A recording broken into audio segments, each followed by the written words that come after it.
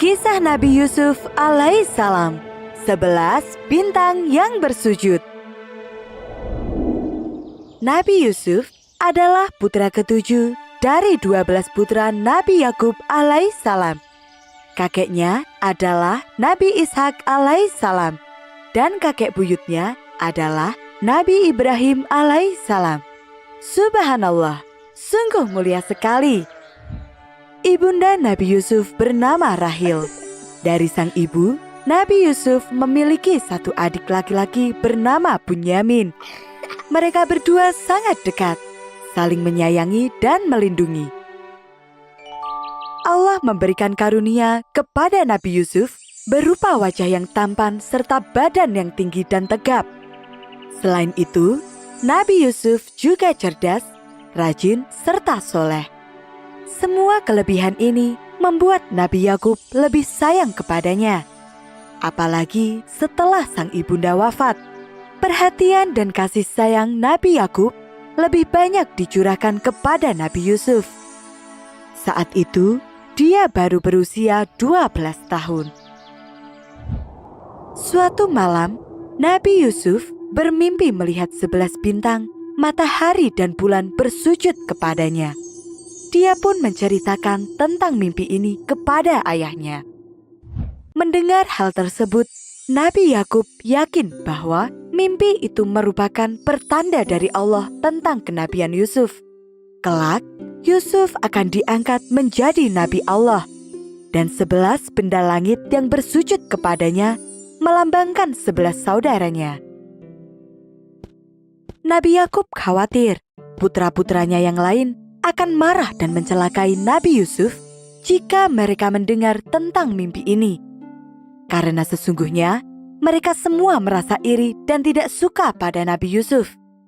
Karena itulah, Nabi Yakub melarang putranya itu bercerita kepada siapapun.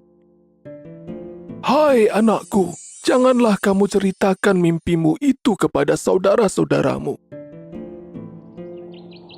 Dan ternyata, kekhawatiran Nabi Yakub benar-benar terjadi. Anak-anaknya berkumpul dan merencanakan hal buruk untuk mencelakai Nabi Yusuf. Apakah kita bunuh saja? Tanya salah satunya. Namun, ide tersebut ditolak oleh para saudara lainnya. Membunuh adalah dosa besar. Akan lebih baik jika dia dibuang saja. Mereka pun sepakat untuk membuang Nabi Yusuf ke tempat yang sangat jauh. Hari berikutnya, para saudara Nabi Yusuf menemui sang ayah untuk meminta izin. Ayah, izinkan kami mengajak Yusuf untuk pergi bermain. Pinta salah satu dari mereka. Nabi Yakub tidak menjawab. Beliau merasa khawatir akan keselamatan Nabi Yusuf. Apakah engkau tidak percaya kepada kami? Sesungguhnya, aku khawatir kalau dia dimakan serigala di saat kalian lengah. Nabi Yakub terpaksa memberikan izin karena beliau tidak mau terjadi perselisihan lagi di antara anak-anaknya. Pagi hari berikutnya, mereka semua pergi meninggalkan rumah, menuju ke tempat yang sangat jauh. Kita istirahat dulu di sini. Ada sumur di sana. Ambillah minum jika kalian haus. Mereka semua pura-pura mengambil air, padahal mereka sedang menyiapkan rencana. Beberapa di antara mereka menangkap Nabi Yusuf secara tiba-tiba dan melepas bajunya. Setelah itu, mereka mengangkat Nabi Yusuf dan menceburkannya ke dalam sumur. Rencana kita berhasil. Kalian semua harus ingat, jangan pernah menceritakan kejadian hari ini. Untung saja kita tidak mengajak Bunyamin, karena dia pasti akan mengadu. Mereka pun pulang dan meninggalkan Nabi Yusuf sendirian di dalam sumur. Sesampainya di rumah, salah satu dari mereka menghadap kepada sang ayah dan menyampaikan kabar duka tersebut. Wahai ayah, meskipun engkau tidak akan percaya kepada kami, tapi kami berkata jujur. Yusuf telah dimakan serigala. katanya sambil menyerahkan baju Nabi Yusuf yang telah dilumuri darah palsu. Nabi Yakub menerima baju itu dan mendekapnya. Beliau merasa sedih dan terpukul karena yang dikhawatirkannya benar-benar terjadi. Kamu telah mengikuti hawa nafsu dan bujukan setan. Suatu saat nanti, kamu akan merasakan sendiri akibatnya. Semua terjadi sesuai kehendak Allah. Karena itu, Nabi Yakub mencoba untuk tetap sabar dan terus berdoa memohon pertolongan dari Allah. Sementara itu, Nabi Yusuf terjebak sendirian di dalam sumur. Dia berteriak meminta pertolongan, namun tidak ada siapapun di atas sana. Setelah 3 hari berlalu, tubuh Nabi Yusuf mulai melemah karena kedinginan sekaligus kelaparan. Saat itulah, sekelompok pedagang menemukan Nabi Yusuf. Oh, wajahnya sungguh tampan. Kita bisa menjualnya sebagai budak. Para pedagang itu membawa Nabi Yusuf ke Mesir, tempat yang sangat jauh dari rumahnya. Meskipun demikian, Nabi Yusuf tetap bersyukur karena dirinya masih hidup. Sesampainya di Mesir, para pedagang itu menjualnya kepada seorang menteri yang berkuasa yang dikenal dengan sebutan Al-Aziz. Dia adalah budak yang aku beli. Perlakukan dia dengan baik. Kata Tuan Al-Aziz kepada istrinya Zulaiha. Sejak saat itu, Nabi Yusuf hidup sebagai budak.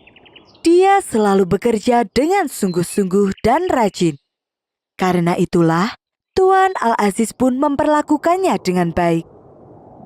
Beberapa tahun berlalu, Nabi Yusuf tumbuh menjadi pria dewasa yang tampan, sederhana, baik hati, cerdas, dan bijaksana.